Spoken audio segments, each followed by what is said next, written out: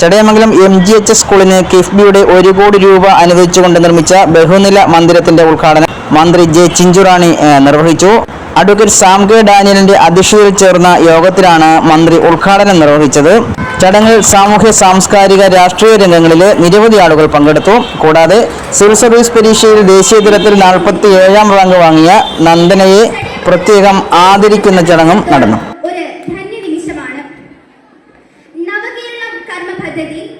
വിദ്യാകിരൺ mission ഭാഗമായി 1 കോടി ചെലവിൽ കിഫ്ബി ധനസഹായത്തോട് പൂർത്തിയാക്കിയ ബഹുനില കെട്ടിടത്തിന്റെ ഉദ്ഘാടനം ബഹുമാനപ്പെട്ട കേരള മൃഗസംരക്ഷണ ക്ഷീരവികസന വകുപ്പ് മന്ത്രി ശ്രീമതി ജെ ചിഞ്ചുറാണി നിർവഹിക്കുന്നു.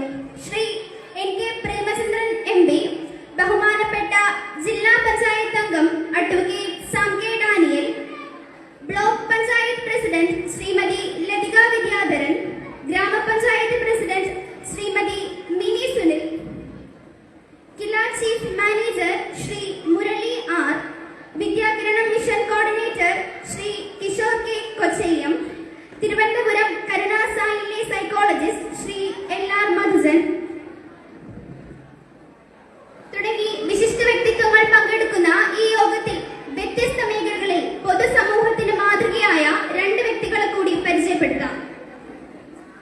അവയവദാനത്തിന്റെ മഹത്വം പൊതുസമൂഹത്തിന് മനസ്സിലാക്കി കൊടുത്ത അകാലത്ത് നമ്മിൽ നിന്നും വേർപിരിഞ്ഞ നമ്മുടെ പൂർവ്വ വിദ്യാർത്ഥി ധീരജ് R നായർ 5 ജീവിതങ്ങൾക്ക് തന്റെ 6 അവയവങ്ങളിലൂടെ പുതുജീവൻ നൽകിയ ധീരജിന്റെ ഓർമ്മകൾക്ക് മുമ്പിൽ നമുക്ക് പ്രണാമം അർപ്പിക്കാം.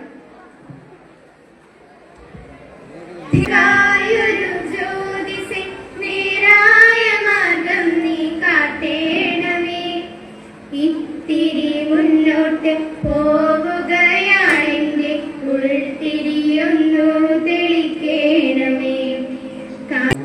2020-21 ബാച്ചിൽ 10ാം ക്ലാസ് പഠനം പൂർത്തിയാക്കി ആയൂർ മർത്തോമ കോളേജിൽ ഡിഗ്രി പഠനം തുടർന്ന് വരുന്ന വിദ്യാർത്ഥിയായിരുന്നു ധീരജ് R നായർ. തന്റെ 19ാമത്തെ വയസ്സിൽ അകാലത്തിൽ പൊലിഞ്ഞ ധീരജ് അക്കോണം ജോസിൽ ശ്രീ രാജേഷ് കെ ബാബുവിന്റെയും ശ്രീമതി ദീപ ദമ്പതികളുടെയും മകനാണ്. സഹോദരി സഞ്ജന ഈ സ്കൂളിലെ 8ാം ക്ലാസ് വിദ്യാർത്ഥിനിയുമാണ്. അകാലത്തിൽ പൊലിഞ്ഞ തങ്ങളുടെ മകന്റെ വേർപാടിന്റെ വേദനയിലും അവയവങ്ങൾ ദാനം ചെയ്യാൻ മാതാപിതാക്കൾ കാണിച്ച മഹാമനസ്കത മറ്റ്5 പേർക്ക് പുതുജീവൻ നൽകുകയും സമൂഹത്തിനാകെ മാതൃകയാവുകയും ചെയ്ത ഈ പ്രവൃത്തിയിലൂടെ ധീരജ് കേരളക്കരയുടെ മനസ്സിൽ മരണമില്ലാതെ ജീവിക്കും എന്നതിൽ സംശയമില്ല. ഈ നിമിഷം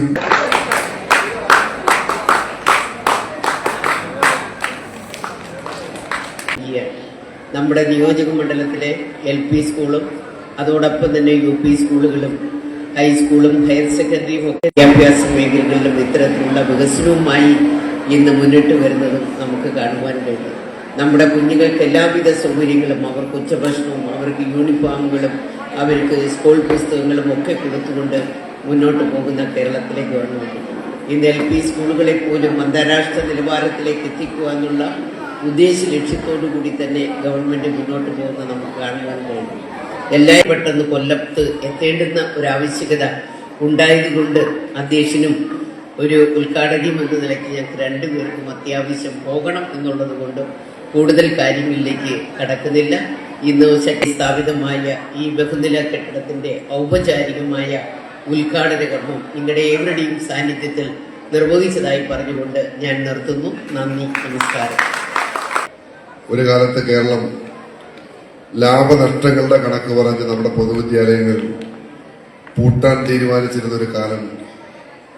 ആ കാലത്ത് നിന്ന് മാറി ലക്ഷോപലക്ഷം വരുന്ന വിദ്യാർത്ഥികൾ ഓരോ അധ്യയന വർഷം ആരംഭിക്കുമ്പോഴും ഇംഗ്ലീഷ് മീഡിയം സ്കൂളുകളിൽ നിന്ന് പൊതുവിദ്യാലയങ്ങളിലേക്ക് കടന്നു വന്നു എങ്കിൽ അത് കേരളം പൊതുവിദ്യാലയങ്ങളെ ഈ സംസ്ഥാന ഗവൺമെന്റ് എത്രമാത്രം പ്രാധാന്യത്തോടു കൂടിയാണ്, കേരളത്തിന്റെ തദ്ദേശ സ്വയംഭരണ സ്ഥാപനങ്ങൾ, കേരളത്തിന്റെ പൊതുസമൂഹം എത്രമാത്രം പ്രാധാന്യത്തോടു കൂടിയാണ് പൊതുവിദ്യാലയങ്ങളെ, സർക്കാർ വിദ്യാലയങ്ങളെ മാറ്റിയെടുക്കുവാൻ വേണ്ടിയുള്ള പരിശ്രമം നടത്തുന്നു എന്നുള്ളതിന്റെ ഉദാഹരണമാണ്.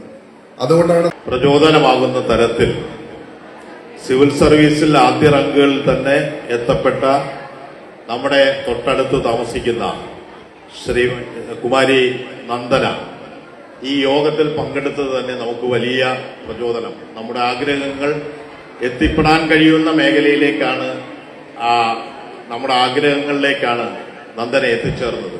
അത് നമുക്കൊരു ഏറ്റവും കൂടുതൽ ശ്രദ്ധ ചെലുത്തിക്കൊണ്ട് സ്കൂൾ മേഖലയിൽ ഒരു കാലഘട്ടത്തിൽ നമ്മളെ സർക്കാർ സ്കൂളുകളെല്ലാം താഴോട്ട് പോകുന്ന ഒരു അവസ്ഥയിലാണ് ഇടതുപക്ഷ ജനാധിപത്യ മുന്നണി സർക്കാർ അതിനെയെല്ലാം മാറ്റിക്കൊണ്ട് സ്കൂളുകളിൽ വിദ്യാർത്ഥികൾ കൂടുതലായി എത്തുന്ന ഒരു അവസ്ഥ ഉണ്ടാക്കിക്കൊണ്ട് പല രീതിയിലുള്ള കിൽഫി ഉൾപ്പെടെയുള്ള വലിയ ഫണ്ടുകൾ ഉപയോഗിച്ചുകൊണ്ട് കുട്ടികൾക്ക് എല്ലാവിധ അടിസ്ഥാന സൗകര്യങ്ങളും ഒരുക്കി കൊടുത്തുകൊണ്ട് ഈ ഇന്ത്യക്ക് തന്നെ മാതൃകയാവുന്ന രീതിയിലുള്ള വിദ്യാഭ്യാസ മേഖലയിൽ മാറ്റങ്ങൾ കൊണ്ടുവരാൻ കഴിഞ്ഞിട്ടുണ്ട്. അതിന്റെ ഫലമായി നിർവഹിച്ചത് തീർച്ചയായിട്ടും നമുക്കറിയാം.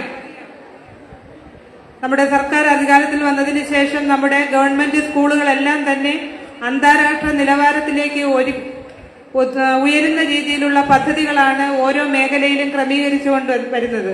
അതിന്റെ സമൂഹവും ഈ നാടും ഒരുമിച്ച് നിന്നാണ് ഈ സ്കൂളിനെ വളർത്തിക്കൊണ്ടുവരുവാൻ വേണ്ടിയുള്ള ആത്മാർത്ഥമായ പരിശ്രമങ്ങൾ ചെയ്തത് എന്നുള്ള വസ്തുതയാണ്.